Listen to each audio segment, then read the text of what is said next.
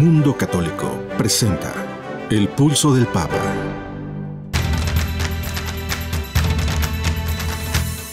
El Pulso del Papa, desde Ciudad del Vaticano. Servicios informativos de Ver y Creer. La actividad pontificia y los acontecimientos de relevancia mundial, con enlaces directos a Radio Vaticana, CENI y Vatican Information Services. El Pulso del Papa, desde Ciudad del Vaticano. Servicios informativos de Ver y Creer.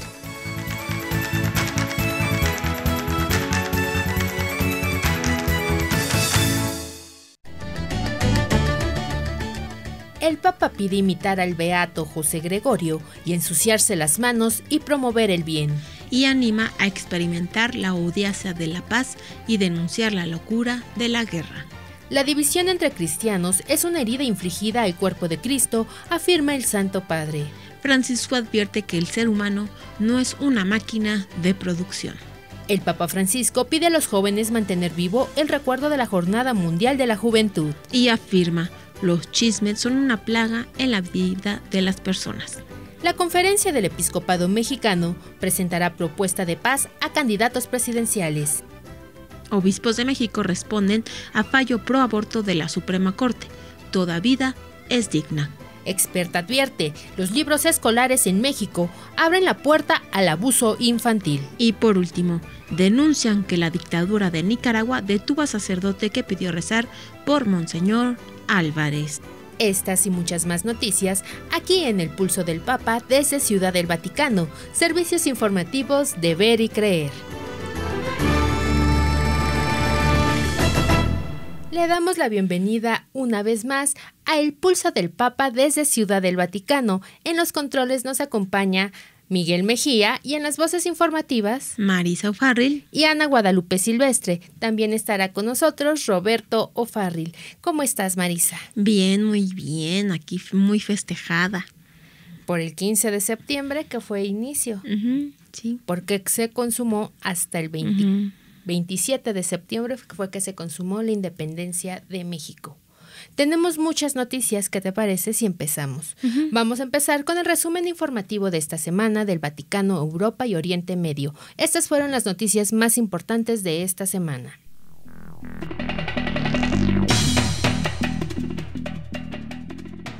El Papa alentó a los fieles a seguir el camino del beato José Gregorio Hernández, apóstol de la paz, ensuciarse las manos y promover el bien.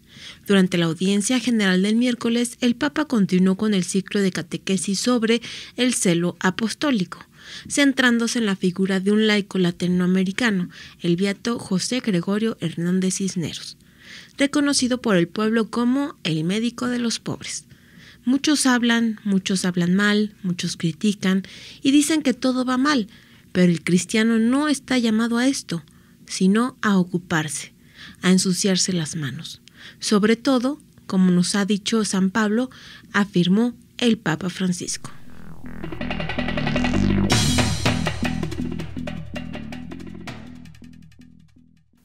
El Papa Francisco exhortó a experimentar la audacia de la paz y a denunciar la locura de la guerra, en el mismo día en el que el Vaticano anunció que el cardenal Matteo Zuppi viajaría a Pekín del 13 al 15 de septiembre para buscar el diálogo entre Moscú y Kiev.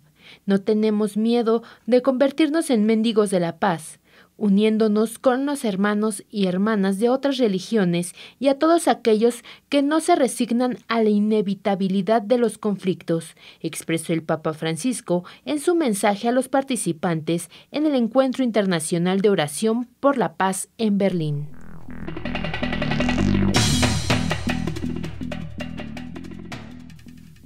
El Santo Padre recibió en el Vaticano a los católicos de la Iglesia Ortodoxa Siro-Malankar de la India.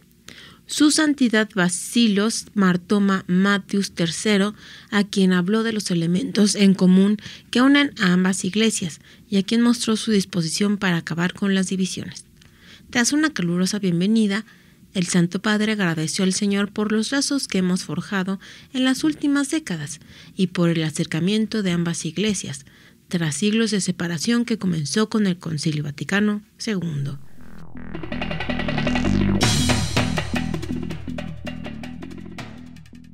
Francisco aseguró que las tragedias en el trabajo comienzan cuando el objetivo ya no es el hombre, sino la productividad, y el hombre se convierte en una máquina de producción. Así lo afirmó durante la audiencia con los miembros de la Asociación Nacional de Trabajadores con Discapacidad Laboral con motivo del 80 aniversario de su fundación. El Santo Padre agradeció su labor, iniciada en 1943 durante la Segunda Guerra Mundial. Centrando su mirada a esta locura de la guerra, el Papa remarcó que todo conflicto armado lleva consigo legiones de amputados y destacó que incluso hoy la población civil sufre de dramáticas consecuencias.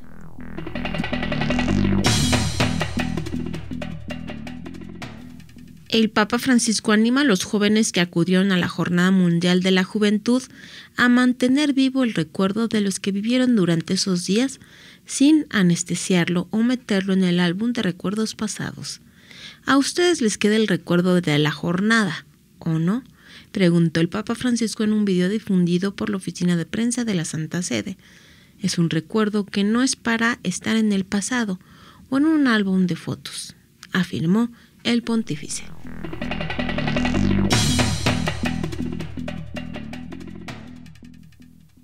Al finalizar el rezo del Ángelus, el Papa envió sus condolencias al querido pueblo de Marruecos, donde un devastador terremoto ha terminado con la vida de más de 2,000 personas. El Papa Francisco aseguró sus oraciones por los heridos, por los que han perdido la vida y por sus familias. Doy las gracias a los equipos de socorro y a todos los que trabajan para aliviar el sufrimiento de la gente, señaló el Santo Padre.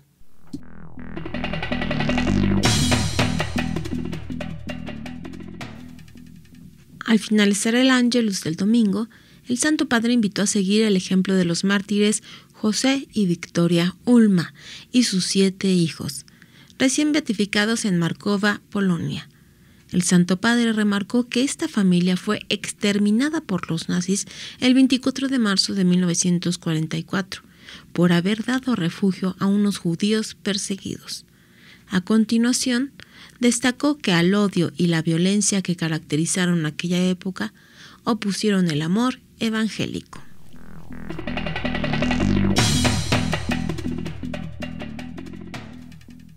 En el Ángelus del 10 de septiembre, el Papa Francisco habló acerca de la corrección fraterna y aseguró, como en ocasiones pasadas, que los chismes son una plaga en la vida de las personas. Desde la ventana del Palacio Apostólico del Vaticano, Francisco reflexionó acerca del Evangelio del día, que nos habla de la corrección fraterna, una de las expresiones más grandes del amor y también una de las más exigentes, porque no es solo fácil corregir a los otros. Cuando un hermano en fe comete una falta contra ti, tú, sin rencor, ayúdalo corrigiéndolo, subrayó el Papa.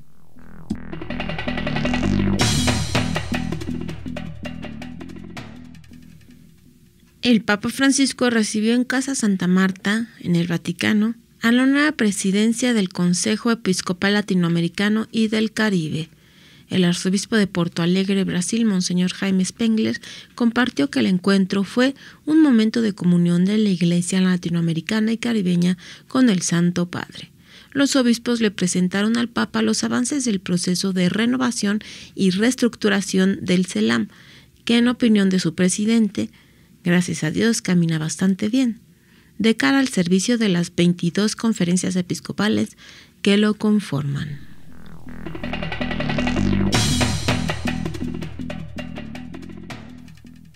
Caritas Internationalis informó que está trabajando para brindar ayuda y apoyo inmediatos a los afectados por el terremoto que golpeó Marruecos y que ha dejado hasta el momento 2,000 muertos, aunque se espera que con el paso de los días este número aumente.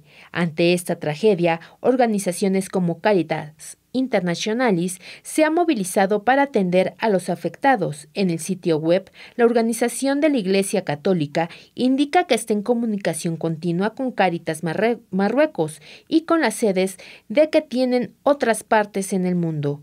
Juntos nos dedicamos a realizar evaluaciones, a coordinar una respuesta integral en las próximas horas, días y semanas, señalaron.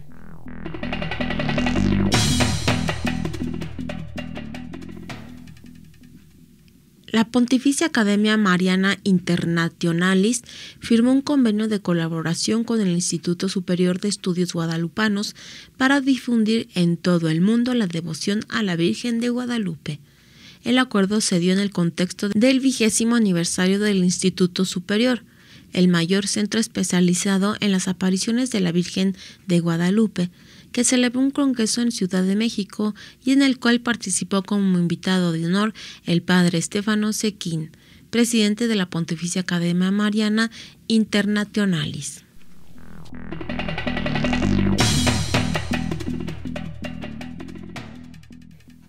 El Instituto para las Obras de Religión, conocido también como el Banco del Vaticano, rechazó enérgicamente las declaraciones de Mikhailo Podolyak, principal asesor del presidente de Ucrania, quien acusó al órgano financiero de recibir e invertir dinero ruso. En recientes declaraciones al medio ucraniano 24 Canal, Podolyak acusó primero al Papa Francisco de tener una posición prorrusia y por ello añadió: no tiene sentido considerarlo un mediador para poner fin al conflicto entre ambos países.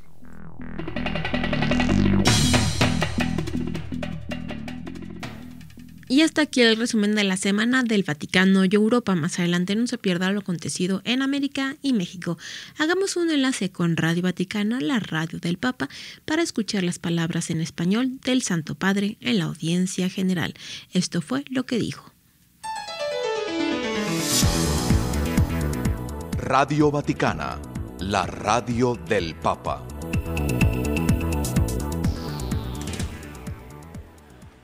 Queridos hermanos y hermanas, en nuestro ciclo de catequesis sobre el celo apostólico, hoy nos acercamos a la figura de un laico latinoamericano, el beato José Gregorio Hernández Cisneros.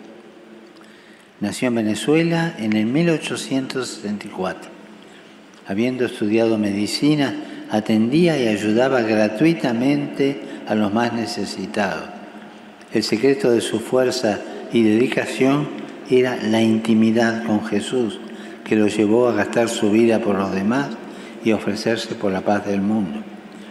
Murió realizando una obra de misericordia, ir a visitar a un enfermo. El beato José Gregorio supo dar testimonio de la fe con su ejemplo, curando a los enfermos, socorrando a los que sufren, dando esperanza a los pobres. En todos ellos veía a Jesús.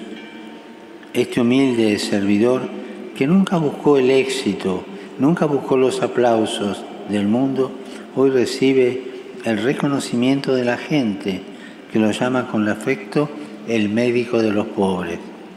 Fue un apasionado testigo del Evangelio y como tal no siguió sus propias aspiraciones, sino que estuvo siempre abierto y siempre disponible a la voluntad de Dios. Saludo cordialmente a los peregrinos de lengua española.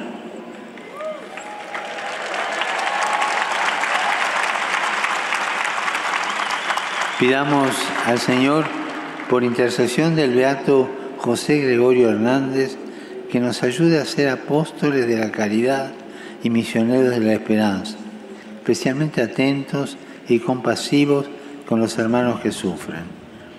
Que Jesús los bendiga y la Virgen Santa los cuide. Muchas gracias.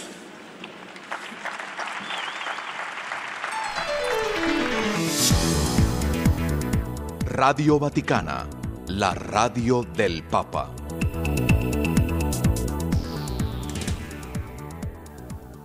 Y así termina nuestro enlace con Radio Vaticana, la radio del Papa. Y ya está aquí Luis Eduardo López Padilla con Roberto Farril para hablarnos sobre el Apocalipsis. No se pierda esta interesante entrevista. Vamos a hacer un corte comercial. No se vaya y regresamos pronto. Queremos conocer su opinión. Contáctenos en nuestro correo electrónico elpulsodelpapa@vericreer.com.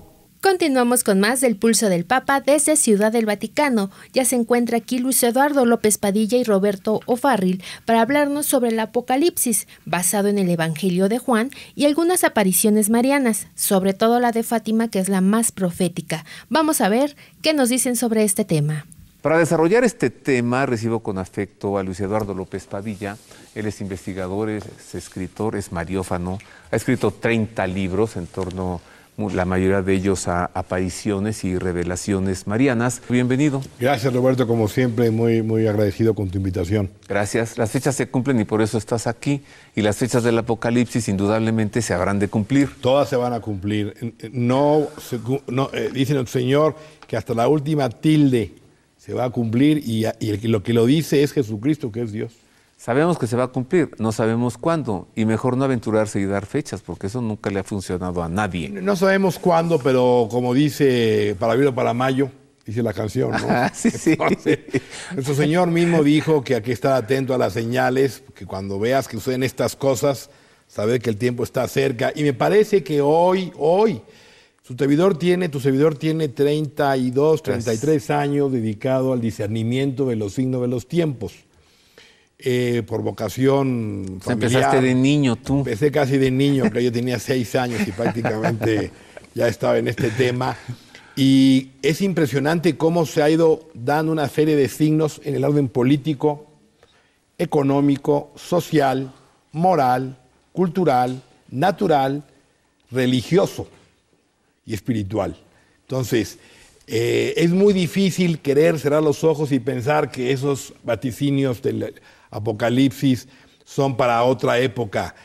Como decía Leonardo Castellani, un jesuita argentino, sí, de lo mejor que se ha estudiado sobre Apocalipsis, dice, cuando quiero leer, cuando quiero enterarme de las últimas noticias del Apocalipsis.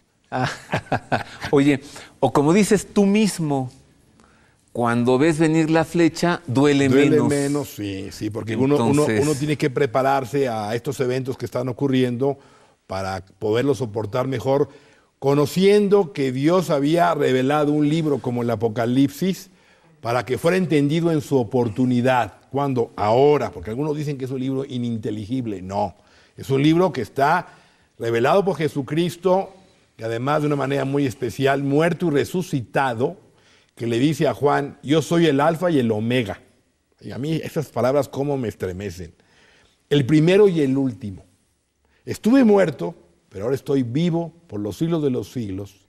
Escribe pues lo que has visto, le dice a Juan, lo que ya es y lo que va a suceder más tarde. Y por si fuera poco, este libro, que es una profecía sui generis, tiene la particularidad de que tiene imprimatur del Padre Eterno. Porque al final del Apocalipsis dice el Padre Eterno, estas palabras son ciertas y verdaderas, dichas por el que está sentado en el trono. Y el trono es el Padre Eterno. Entonces, es un libro que te revela la omnipotencia, la sabiduría, el misterio de Dios, porque es un libro además que está expresado en el septenario apocalíptico, que tiene que ver con Dios, su Trinidad, uno y trino, y con su creación, que son los 4 elementos de la naturaleza, fuego, tierra, agua y aire, que compone todo lo creado por Dios. Entonces, me parece que es un libro poco estudiado, poco conocido y lo que se conoce mal, y por eso da lugar, como tú dices al principio del programa, a mucha curiosidad, a pensar que todos son castigos sin ton y son. No, el Apocalipsis es mucho más que eso que podremos platicar el día de hoy. ¿Qué le dices entonces tú a esos teólogos que dicen que el libro del Apocalipsis, todo lo que allí está contenido, ya se cumplió porque fue escrito para los primeros cristianos? Que no quieren ver que habla de acontecimientos por venir. Sí, que ya sucedieron y que solamente faltan 4 o 5 versículos relativos al fin del mundo. Eso es parte de una interpretación equivocada, también fruto del racionalismo que imperó en una época de la historia y que le ha querido dar este sesgo de negar incluso que Juan es el autor del Apocalipsis. Ahora hay esas tendencias actuales de pensar que es un libro que no queda claro quién es el autor, incluso si está dentro de los libros canónicos. Habría que aclarar que libro, hay un cuarto concilio de Toledo del año 633, donde aclara y enfatiza con sentencia de excomunión para aquellos que no acepten el libro del Apocalipsis. A ver, este último texto, él a su vez se somete a su Padre. Sí. ¿Cristo está sometido a su Padre? Sí, eso lo dice Pablo cuando se refiere al momento en que Jesucristo toma posesión de su reino y somete ante Jesús todo principado y toda dominación y toda potestad. O sea, Él es Rey de reyes y Señor de señores. Y una vez que eso ocurra, que se da en la parusía, porque hoy Cristo no reina más que en las almas que están en gracia de Dios, y esos son un porcentaje menor de los 1.000 millones de católicos que hay en esta tierra. Pero habemos 7.500 millones de seres humanos. O sea, hay 6.500 millones, vamos a quitar a los cristianos y a los ortodoxos, 6.000 millones que no son ni católicos ni cristianos. Son musulmanes, son judíos, libres pensadores, ateos, sintoístas, etcétera, budistas, etcétera, etcétera. ¿Cuándo va a llegar ese tiempo en que Cristo sea Rey de reyes y Señor de señores? En lo que se conoce como parusía. Y una vez a Él sometida a todas las cosas, Él se somete a su Padre, o sea, ya queda ordenado a su Padre para que todo sea Dios todo en todo. Eso es lo que dice Pablo, y que el Apocalipsis tiene como principal y esencial misión anunciar el triunfo de Cristo Rey. Por eso uno de los principales temas del Apocalipsis es el triunfo de Cristo sobre las fuerzas del mal, sobre el misterio del mal, sobre el anticristo. Cristo, él mismo pronunció el discurso escatológico que registran los evangelios. Sí. ¿A qué entonces continuar con el Apocalipsis o que nos muestre el Apocalipsis que no nos haya dicho el Señor en sus discursos escatológicos? Porque el discurso escatológico de Jesucristo en Mateo 24, Lucas 21 y Marcos 13 es un resumido texto de los grandes y más importantes temas de los últimos tiempos que explaya en sus causas próximas y remotas Juan en el libro del Apocalipsis. Entonces Cristo quiso dejar un libro para que fuera entendido en su oportunidad, para que tuviéramos conocimiento de las causas que iban a suceder en la iglesia y que iban a sumar todo este misterio del mal que iba a obstaculizar el triunfo de Cristo hasta que logre, con su triunfo definitivo en la parusía, se logre el reino en la tierra. Entonces, ahí está explicado en los diversos septenarios. Los más importantes son los 7 sellos, las 7 iglesias, las 7 copas y las 7 trompetas. Es decir, estos 4 septenarios condensan la historia sobrenatural desde que Cristo fundó su iglesia hasta el fin del siglo. Eso incluso lo mismo lo dice San Agustín. Todo este libro comprende desde la primera venida de Jesús hasta el fin de la historia, hasta el fin del mundo. Eso lo dice San Agustín. ¿El Apocalipsis? Sí, el Apocalipsis.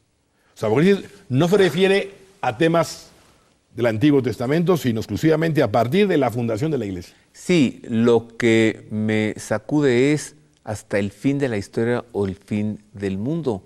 Tú mismo mencionaste que se queda Cristo a reinar, somete todo y luego él mismo a su Padre. Entonces, no es el fin del mundo, no es el fin de la historia. Habla del retorno de Cristo, habla del fin de los tiempos. Habla del fin de los tiempos, sí, lo incluye, es que lo incluye. O sea, habla de la primera venida de Cristo hasta el fin de la historia. Para que quede más claro. ¿O de los tiempos? No, de la historia, hasta el fin de la historia. Fin de los tiempos. No termina el mundo, no termina la historia, sino comienza la parusía o presencia espiritual de Cristo en la que habrá un solo rebaño y un solo pastor. Pero Juan, en el Apocalipsis, dice que al final de esa parusía, el demonio vuelve a ser desencadenado. Y este último ataque del demonio dice que se acerca al campo de los santos, cae fuego del cielo y viene el juicio final y el fin de la historia. Entonces, no sé si me estoy explicando. ¿Cristo viene 3 veces? Cristo vino en Navidad, viene en la parusía y luego viene al fin de la historia. Es que la venida de la parusía hay que entenderla como una venida espiritual, no es la venida en poder, gloria y majestad, donde todo ojo lo verá. Eso es al fin del mundo, al fin de la historia. Este es uno de los temas más álgidos de la teología, porque ha dado lugar a herejías como el famoso milenarismo o quiliasmo, que dice que Cristo va a venir a la tierra, va a establecer su reino, va a estar aquí 1000 años, y luego viene la última ataque de Satanás. Eso es una herejía. Eso no puede ser. En esto incurren los testigos de Jehová cuando hacen del mundo el cielo, ¿no? Sí. De la tierra hacen un paraíso. Ese es el milenarismo. Sí. Sí, pero ¿qué no Pío XII dice? Cristo regresa visiblemente. Sí. A ver, Luis Eduardo, y lo que le dice al infeliz de Caifás. Sí. Tú eres Carlos, el... sí. Sí, yo soy. Tú verás. Y verán Verán. al Hijo del Hombre, venir entre las nubes del Sí. cielo, con poder y gloria, Sí. rodeado de sus ángeles. Así es. O sea, ¿realmente se le verá? Se le verá, sí. Entonces es un acontecimiento físico real que él viene. Sí, y esto que estoy diciendo aquí en tu programa, no es una opinión mía.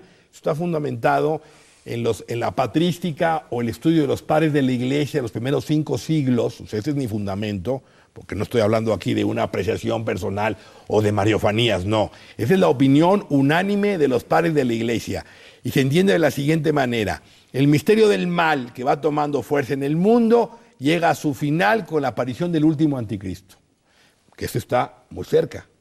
Ese anticristo va a ser derrotado por el soplo, dice Pablo en la segunda carta a los Tesalonicenses, de la manifestación de Jesús, y con la invasión de su parucía o la inundación de su parucía, comienza una época de paz en la tierra, donde Cristo es Rey de reyes y señores, donde se cumple el Padre Nuestro, venga a nosotros tu reino, el triunfo del corazón inmaculado de María, los sagrados corazones de Jesús de María. Todo eso tiene que ver con la parucía. Pero la parucía es un tiempo largo e histórico e indeterminado, que se prolonga, que coincide con el milenio, donde van a ocurrir muchas cosas, donde sigue habiendo pecado, pero en mínima proporción. O sea, es un pecado que está vencido, pero no derrotado totalmente, porque sigue habiendo muerte. Y el último enemigo en ser vencido es la muerte. Entonces, si hay una época gloriosa de la Iglesia, hay almas muy santas, se va a cumplir, y quizás un tema un poco más complicado lo que voy a decir ahora, pero se va a cumplir, tú lo sabes muy bien, lo que Mateo, Marcos y Lucas dice de Jesús en la última cena. En verdad os digo, no volveré a beber el cáliz de la vid hasta que lo beba nuevo en el reino de mi Padre. Cuando Él venga. Claro, en la parucía. La parucía. Tiene que haber un momento donde Cristo espiritualmente o momentos se haga físico presente y lo entrevea a las almas muy santas, pero no es que Cristo vaya a estar físicamente presente todo el tiempo como ya lo estuvo hace 2000 años. Entonces es inminente. Lo dice en el texto último que citaste de Juan Pablo II, la Iglesia debe saber que estamos en la fase final de los tiempos.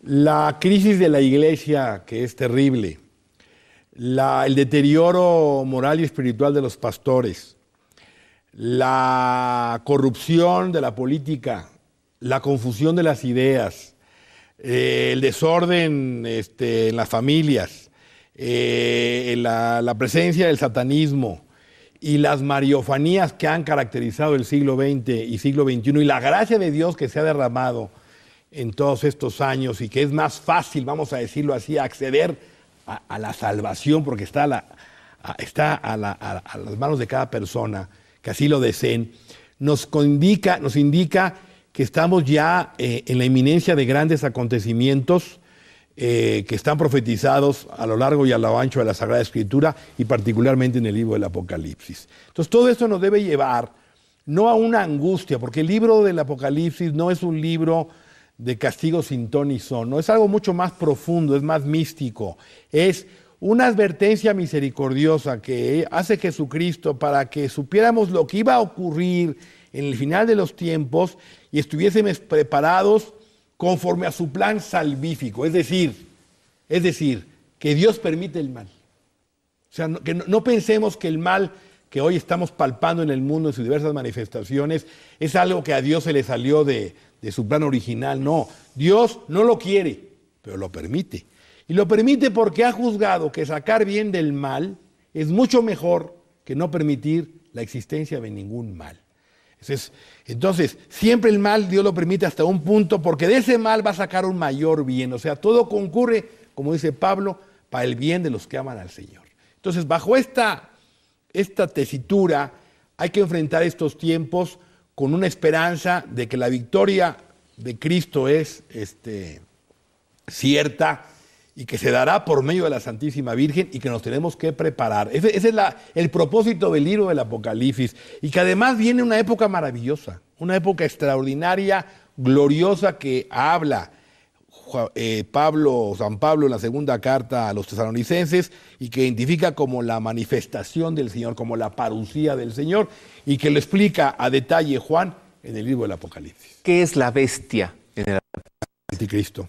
La bestia, que tiene 7 cabezas y 10 cuernos, es el anticristo personal y último, porque ha habido movimientos anticristianos y ha habido varios anticristos, Hitler, Napoleón, pero este es el último anticristo que va a usurpar el lugar de Cristo y se va a proclamar Dios a sí mismo, y los hombres lo van a adorar como si fuera el verdadero Mesías, y los judíos lo van a tomar como el Mesías esperado por ellos. La bestia no tiene un nombre, tiene un número. Un número. Su número es 666. Porque nunca llega al 7. ¿Qué significa? El 7 es la perfección. Entonces, 666 es, por un lado, 3 veces 6. El 6 es el número del hombre. Dios creó al hombre en el 6º día. 3 veces quiere decir un hombre que se quiere hacer Dios. Y 666 también significa la imperfección, porque nunca llega al 7. Por eso está simbolizado como la imperfección máxima, el nombre o número de la bestia del anticristo. ¿Qué concluyes, Luis Eduardo? En un minuto. Déjanos. Concluyo que estamos viviendo, como dice el propio Apocalipsis, tiempos dulce amargos. Amargos por todo esto que estamos viviendo en nuestra fe, en la iglesia, en el mundo, y que nos da dificultad para poder ser buenos, y nos hace difícil vivir en gracia de Dios. Pero también es dulce porque el Señor ha prometido que su triunfo se llegará, y que Él ha vencido a la muerte, y que no tengamos miedo. Dice, no tengan miedo, yo he vencido al mundo, yo he vencido a la muerte. Entonces, con esa certeza de estar con el ganador, que es Cristo nuestro Señor, y por medio de María Santísima, que es a quien Dios le ha delegado esta época específica de la historia, tenemos que quedarnos para afrontar los días increíbles, impresionantes que estamos por vivir. Primero días amargos, después días dulces. Así es. Gracias, Luis Eduardo. Gracias a ti por la invitación. Pues ya no, ven, Señor Jesús. Así es. Gracias de nuevo. Gracias. Exactamente como dicen. Por favor, ven ya, Señor Jesús, y ahorita que estamos, ¿qué tanto vivimos ya? Ya, por favor, que venga, pero bueno. El consuelo es que vendrán días dulces. Vamos a hacer un corte comercial y continuamos con más del Pulso del Papa. No se vaya, porque tenemos todavía el editorial y el resumen informativo de México y América. Vamos a una pausa comercial. Haga suyo este espacio. Le invitamos a enviar sus sugerencias y opiniones a nuestro correo electrónico elpulsodelpapa@pericreer.com. Y estamos de regreso, queridos amigos, aquí en el Pulso del Papa desde Ciudad del Vaticano. Ahora escuchemos lo acontecido en América y México.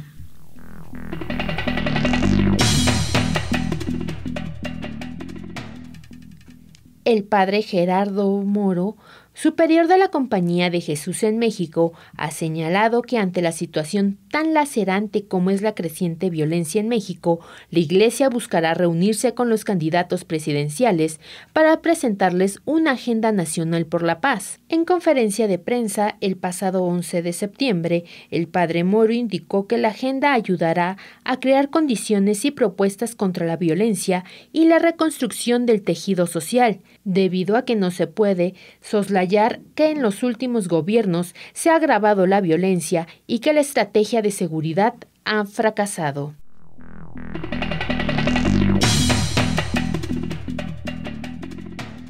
La Conferencia del Episcopado Mexicano se pronunció sobre el reciente fallo pro aborto de la Suprema Corte de Justicia de la Nación y advirtió que toda vida humana, desde la concepción hasta la muerte natural, es digna independientemente de sus condiciones y eventualidades. En un comunicado, los obispos se refieren a la sentencia aprobada el 6 de septiembre por la primera sala de la Corte Suprema, que declaró institucional el sistema jurídico que penaliza el aborto en el Código Penal Federal. La Suprema Corte respondió así a un amparo presentado por la organización feminista Grupo de Información en Reproducción Elegida.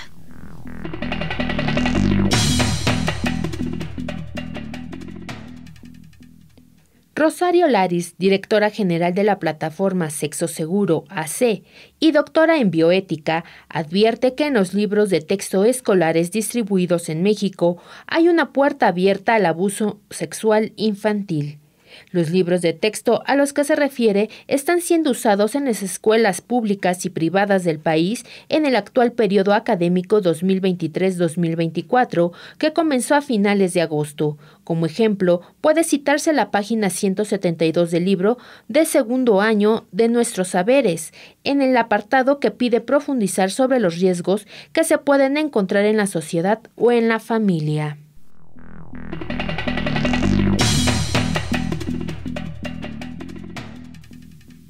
El Papa Francisco nombró un obispo de Mexicali, Baja California, a Monseñor Enrique Sánchez Martínez, de 63 años de edad, quien hasta el momento se desempeñaba como obispo de Nuevo Laredo.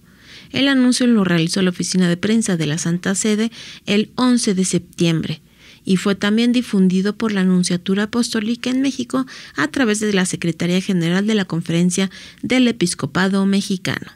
La diócesis de Mexicali había permanecido en sede vacante desde el 23 de febrero de este año, cuando Monseñor José Isidro Guerrero Macías falleció.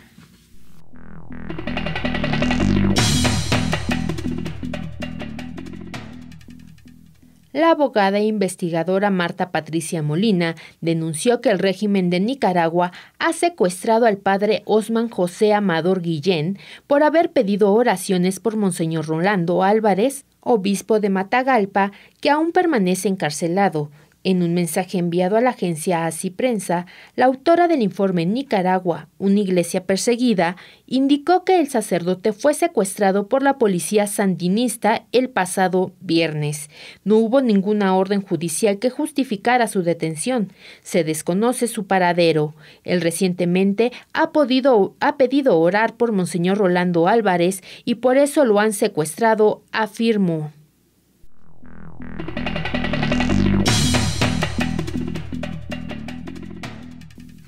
El congresista estadounidense Christopher Smith animó a todos a levantarse para lograr la liberación del obispo de Matagalpa, Monseñor Rolando Álvarez, encarcelado injustamente por la dictadura de Nicaragua desde febrero de este año.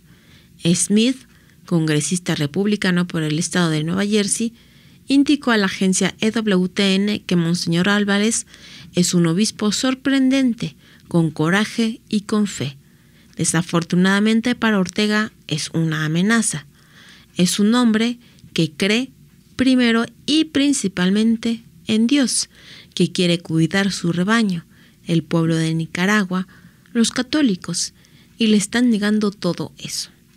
Entonces él es un verdadero líder cristiano perseguido y todos tenemos que levantarnos hasta que sea liberado, subrayó.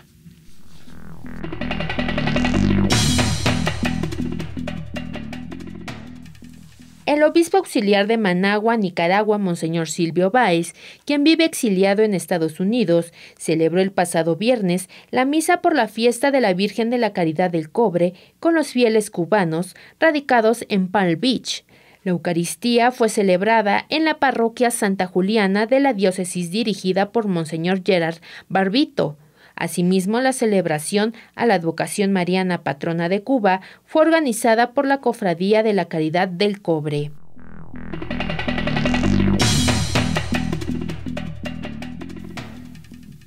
La Presidencia Regional Sur 3 de la Conferencia Nacional de los Obispos de Brasil envió muestras de solidaridad y solicitó donaciones para las miles de personas damnificadas a causa del ciclón extratropical que azotó esta semana al estado de Rio Grande do Sul.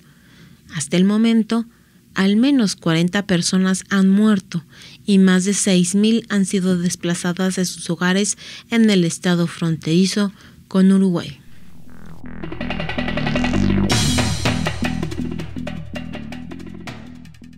Monseñor José María Obaqui Tres Palacios, obispo de Santa Marta en Colombia, informó que un sacerdote acusado y detenido presuntamente por golpear a una mujer ha sido suspendido en el ejercicio del ministerio.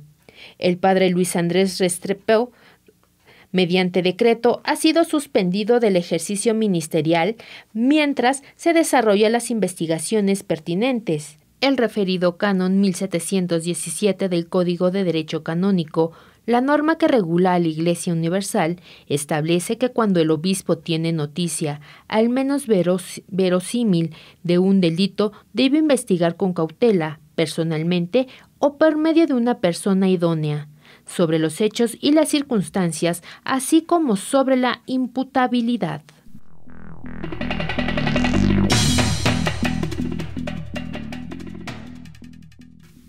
Monseñor Joseph Strickland, obispo de Tyler, en Texas, en los Estados Unidos, publicó una carta pastoral en la que afirma que la Iglesia Católica no tiene autoridad alguna para ordenar sacerdotisas o diaconisas, una declaración que, según el prelado, busca responder a posibles debates en el próximo sínodo de la sinodalidad, que se realizará en octubre en el Vaticano. El obispo publicó la carta como una continuación de su documento pastoral de agosto, en el que advirtió de los intentos de presentar una alternativa al Evangelio de Jesucristo, e instó a los católicos a permanecer firmes en las enseñanzas perennes de la fe.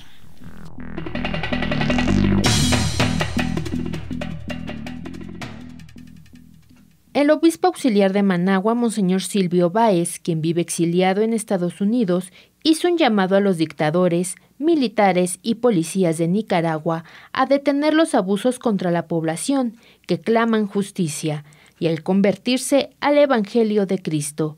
La voz profética de hoy se alza para llamar a los dictadores, invitándolos a reflexionar y cambiar de vida, reconozcan sus graves crímenes contra la vida y la justicia, respeten los derechos humanos, no priven al pueblo de sus libertades, liberen a los presos políticos, pidió el pasado sábado 10 de septiembre desde la iglesia de Santa Ágata en Miami.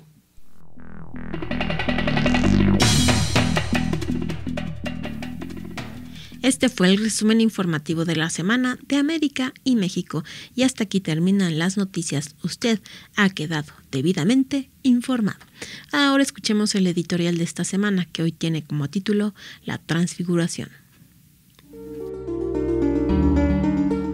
El Señor concedió a 3 de sus apóstoles la experiencia de ver venir con poder el reino de Dios, transfigurándose ante ellos. 6 días después toma consigo a Pedro, Santiago y Juan y los lleva a ellos solos aparte a un monte alto. Y se transfiguró delante de ellos. Y sus vestidos se volvieron resplandecientes, muy blancos, tanto que ningún batanero en la tierra sería capaz de blanquearlos de ese modo. Se les aparecieron Elías y Moisés y conversaban con Jesús. Jesús quiso que esta fuese una experiencia de desierto para los 3 apóstoles, aparte, en soledad y en un monte, el lugar tradicional de la presencia divina y donde se hace realidad el deseo del encuentro con Dios. Allí, 3 de los 12 fueron testigos de la manera en la que el Padre confirmó la divinidad de Jesús en el preludio de su gloria y en una anticipación de su venida gloriosa al final de los tiempos como Rey universal y eterno. Jesús los hizo subir al encuentro con Dios, y allí se mostró ante ellos de una manera inefable que el evangelista trata de exponer con recursos del mundo, que las sencillas palabras no alcanzan a definir. El color blanco y la luz son las figuras de San Marcos en su intento descriptivo. El color blanco que resulta de ver todos los colores y la luz que elimina las tinieblas. De la túnica de Jesús surgía una gran luz al tornarse resplandeciente por un fulgor sobrehumano y al adquirir la tonalidad de un blanco tal que no se conoce en la tierra, de una blancura celestial, pues Jesús es luz para el camino y a la vez Él lava las culpas como nadie en la tierra puede hacerlo. Jesús se transfiguró ante ellos. No se transformó, sino que se transfiguró. No cambió su forma, pues lo vieron como siempre, aunque sí cambió su figura al mostrarse bajo otro aspecto, como nunca lo habían visto. Tanto el color blanco como la luz fueron para los 3 testigos un impacto visual que ellos narraron mediante estos 2 elementos, de entre los que, en Jesús, pudieron ver el rostro de Dios. La súbita aparición de Elías y de Moisés confirmó que la Sagrada Escritura se proyecta íntegra hacia Jesús de Nazaret y que concluye una página en la historia de la salvación y se escribe una nueva. Se cierra la antigua alianza e inicia la nueva alianza. Dios no se revelará más por boca de sus profetas, sino en Jesucristo. El mesianismo se presentó así a la humanidad en los 3 apóstoles, quienes vieron a los antiguos profetas que conversaban con Jesús, porque en él se unen el pasado, el presente y el futuro. La tradición judía no está separada del cristianismo, sino que se funde, se hace una misma revelación de esa y única historia de la salvación en la presencia encarnada de Dios. Toma la palabra Pedro y dice a Jesús: Rabí, bueno es que estemos aquí.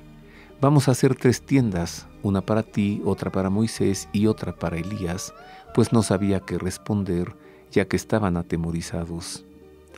¿Cómo expresar el sentimiento humano de la contemplación divina si no es a través de gestos y de insinuaciones surgidos de tal experiencia? Pedro no pudo más que manifestar, con emociones de bienestar, su deseo de permanecer allí, pues nada le afligía y no experimentaba tristeza alguna, sino que se sentía en paz y alegre, en una experiencia no conocida. Verdaderamente era bueno estar allí, y así lo dijo, libre su mente de cualquier pasión en aquel dichoso día. Conocedor de que estaba siendo objeto de un extraordinario privilegio, Pedro llamó a Jesús Rabí, es decir, maestro, y para evitar que aquella experiencia sobrenatural terminase, quiso poner los medios que le eran alcanzables, levantar 3 tiendas para que Jesús y los profetas se quedaran allí con ellos. Pedro supo que estaba ante la presencia de Dios y quiso responder haciendo allí la tienda del encuentro, de la cita o de la reunión de Yahvé con su pueblo, como lo había indicado Dios desde los tiempos del Éxodo al pedir un sacrificio. La transfiguración es una manifestación anticipada de la gloria de la resurrección que Jesús quiso mostrar a Pedro, Santiago y Juan para hacer que la fe creciera en ellos, pues aún les faltaba vivir la pasión del Señor, a quien vieron transfigurado en su divinidad, pero no todavía muerto y resucitado. Así, lo que vieron por sus ojos, lo conocerían a la luz de la fe.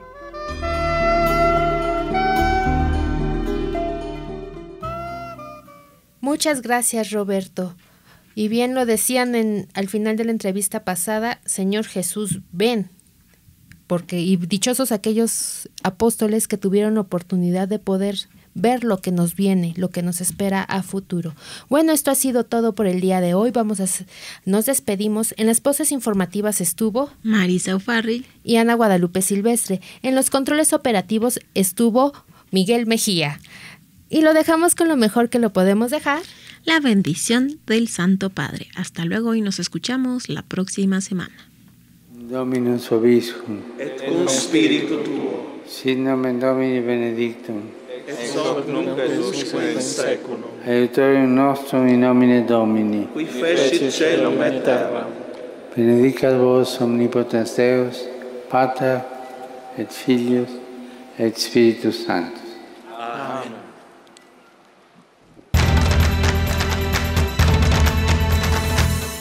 El pulso del Papa, desde Ciudad del Vaticano. Servicios informativos de Ver y Creer. La actividad pontificia y los acontecimientos de relevancia mundial, con enlaces directos a Radio Vaticana, Zenith y Vatican Information Services. El pulso del Papa, desde Ciudad del Vaticano. Servicios informativos de Ver y Creer.